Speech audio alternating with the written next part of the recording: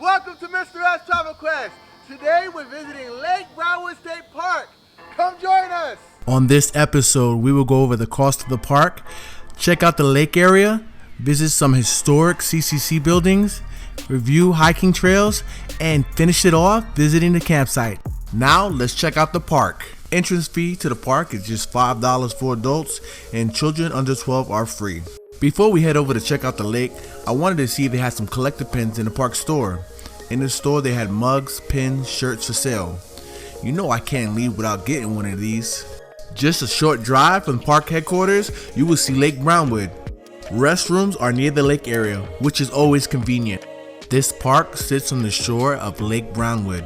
You can fish, explore the lake by boat, or go for a swim. You can also water ski and jet ski at this park. On my visit, I didn't know what to expect and was pleasantly surprised how open it was. The lake area never felt crowded. It's currently summertime and there's limited activities we can do due to COVID-19. This is a perfect time to reconnect with the outdoors. If you're looking to get outdoors and wanting to beat the Texas heat, I definitely recommend Lake Brownwood State Park. Give this video a like if you enjoy Texas state parks and subscribe to the channel. We post videos like this all the time. Now, back to the video. Lake Brownwood State Park is a CCC park. Parts of the Franklin D. Roosevelt New Deal Recovery Program, the CCC established across the country in the 1930s and offered work to unemployed young men to add improvements to state lands. I always admire the craftsmanship of the CCC parks. Everything was done by hand with no special machines or tools. They built things to last, and when we visit the trails, you will see the other structures. We're heading up the observation deck to get a better view of the park.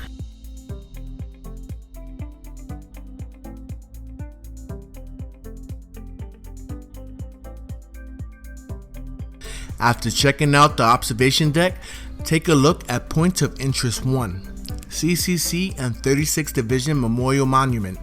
Take a moment to honor the Civilian Conservation Corps that built the park that you see today. Next, we visit Point of Interest 2, the CCC Grand Stairway. Enjoy the view from the natural stone benches and table along the lake shore. We sat and enjoyed the view from the lake. I wondered, what was this area used for? If anyone has more information about this, let me know in the comments below. Next, we hiked the Lakeside Trail. The difficulty was considered moderate on the state park map. On this trail, it's well shaded and you get to enjoy the legacy of the CCC as you hike this historic trail.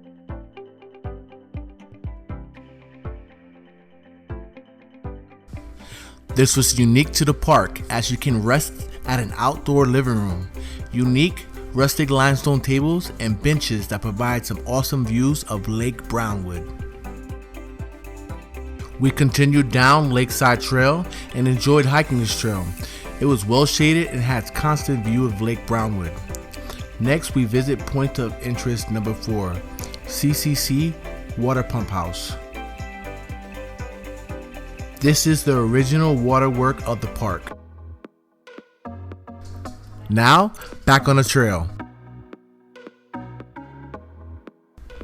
Make sure to drink plenty of water when hiking and know your limits.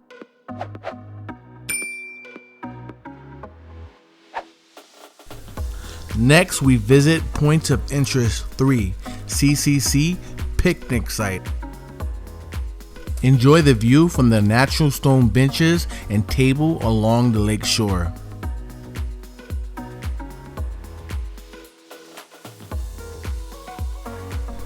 Before checking out the other trails and points of interest, behind the recreation hall, they had some more outdoor living rooms in case you didn't want to hike. It's amazing to think that this was built by hand almost 90 years ago. We were driving to see the next point of interest and view some deer crossing. It's always awesome seeing wildlife in action. The next point of interest is located in the Council Bluff camping loop. Point of interest number 5, Council Bluff Pavilion and Overlook. you get another scenic viewpoint of the lake at this charming rock pavilion. I want to mention that the Council Bluff trails that lead into the Texas Oak Trail were unkept. We couldn't hike due to overgrown weeds and tree brush blocking the way. Look at all those stickers on my leg. Ouch. You can walk or drive from the Council Bluff camping loop to hike the Texas Oak Trail. On our visit, the parking lot was empty and we had the trails to ourselves. The Texas Oak Trail is about 1.5 miles to complete. We visited some points of interest on this hike. This trail has limited shading and I recommend bringing plenty of water. Here we are at Points of Interest 8, Limestone Boulders.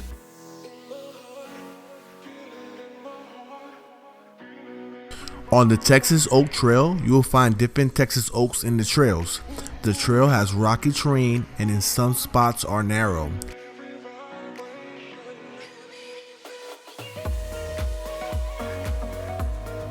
What's great about this trail is the view of the lake.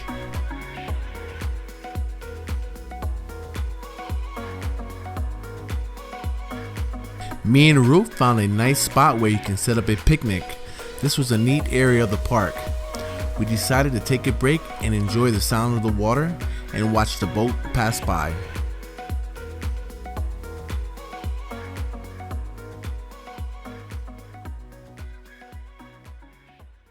Now we continue down Texas Oak Trail.